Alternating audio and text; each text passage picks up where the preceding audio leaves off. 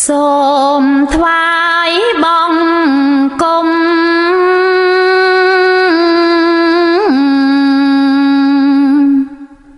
ព្រះសាមញ្ញប្រសាបំផុតក្នុង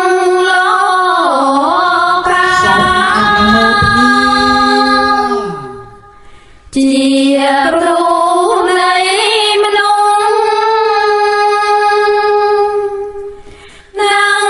ទេវតា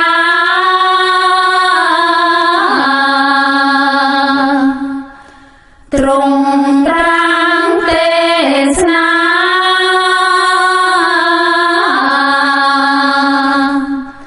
ប្រ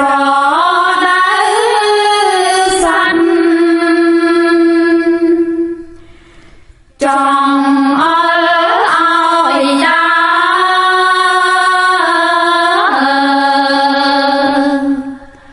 ផ្លូវកំដាមានគៀនរកាអាចកំចាត់ទុំភ័យចង់រៃអើយចា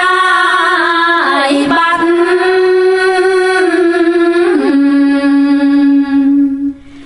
អាចកាន់សង្សា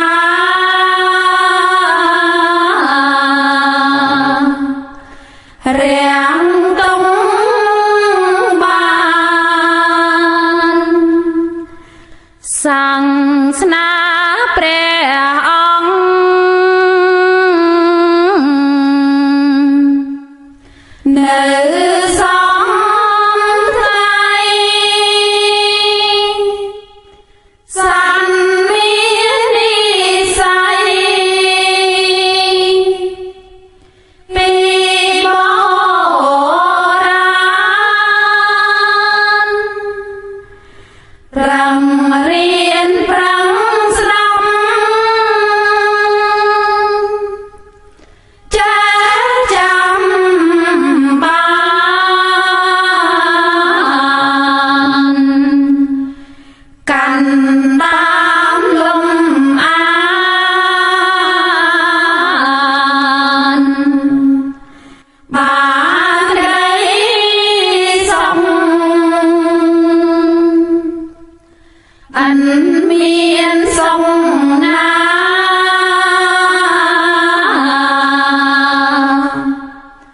ស្មើក្ដីស្ងប់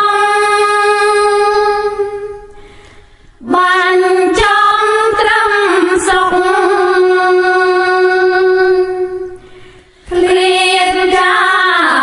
រទុកតាំងពីលោកនេះតទៅមុខ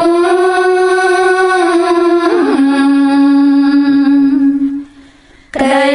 សុខនឹងមានព្រោះ